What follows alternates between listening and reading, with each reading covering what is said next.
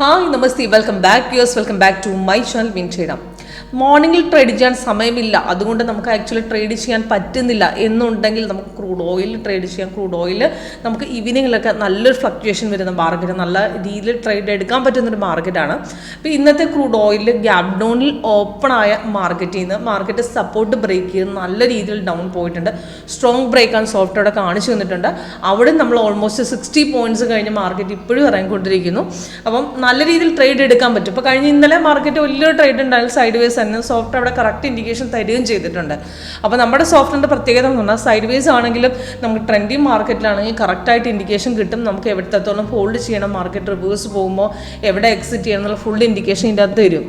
അപ്പോൾ ഇന്നത്തെ ക്രൂഡ് ഓയിലിൻ്റെ മാർക്കറ്റാണ്. ക്രൂഡ് ഓയിൽ നോക്കുകയാണെങ്കിൽ നമുക്ക് ഇന്നത്തെ ഇപ്പോഴത്തെ റേറ്റ് നമുക്ക് കാണിച്ചിട്ടുണ്ട് ഇവിടെ. അതിന് 15 മിനിറ്റ്സ് ആണ് ടൈം ഫ്രെയിം വെക്കേണ്ടത്, 15 മിനിറ്റ്സ് ആണ് ആക്യുറസി. അപ്പോൾ ഇന്നത്തെ മോർണിംഗിൽ നമുക്ക് സിഗ്നൽ തന്നിട്ടുണ്ട്. നമുക്ക് 9:15 നമുക്ക് സെല്ലിൻ്റെ ഇൻഡിക്കേഷൻ തന്നിട്ടുണ്ട്. ഈ റെഡ് കളർ ഡൗൺ ആരാണ് സെൽ ഇൻഡിക്കേഷൻ, ഗ്രീൻ ആണ് ബൈ.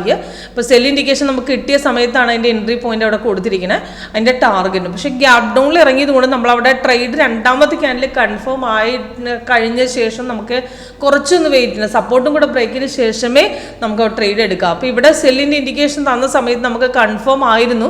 പക്ഷേ അവിടെ മാർക്കറ്റ് ഗ്യാപ് ഡൗണിൽ ഇറങ്ങി, ഓൾറെഡി ഇറങ്ങിയിട്ട് ഓപ്പൺ ആയിരുന്നു. അവിടെ സപ്പോർട്ട് പിന്നെ കുറച്ച് കയറിയ ശേഷമാണ് പിന്നെ ബ്രേക്ക് ഔട്ട് കിട്ടിയത്.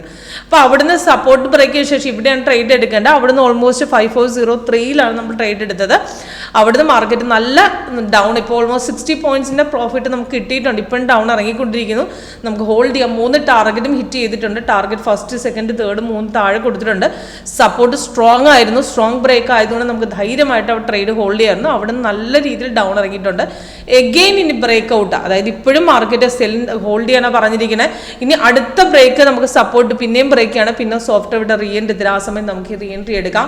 അല്ല ട്രേഡ് നമുക്ക് വേണമെങ്കിൽ ഇവിടെ ഹോൾഡ് ചെയ്യാം. കാരണം റെഡ് തന്നെ നമുക്ക് ക്യാൻഡിൽ തന്നിരിക്കുന്നു, അതേപോലെ താഴെയും റെഡ് തന്നെ തന്നിരിക്കുന്നു. അവിടെ നിന്ന് ഒരു എക്സ്ട്രാ കളർ നമുക്ക് തന്നിട്ടില്ല.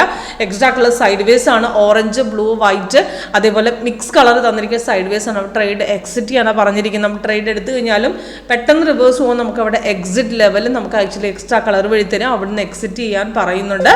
അപ്പോൾ അത് ഇതുവരെ തരാത്തത് കൊണ്ട് നമുക്ക് അവിടെ എക്സിറ്റ് അടിക്കണം. നമുക്ക് ആ ട്രേഡ് വേണമെങ്കിൽ നമുക്ക് അവിടെ ഹോൾഡ് ചെയ്യാം. ഓക്കെ, അപ്പോൾ കൂടുതൽ ഡീറ്റെയിൽസ് നിങ്ങൾക്ക് ലൈവ് അറ്റൻഡ് ചെയ്യാൻ പറ്റും. ലൈവ് അറ്റൻഡ് ചെയ്ത് എങ്ങനെ വർക്ക് ചെയ്യുന്നു നിങ്ങൾക്ക് മനസ്സിലാക്കാം.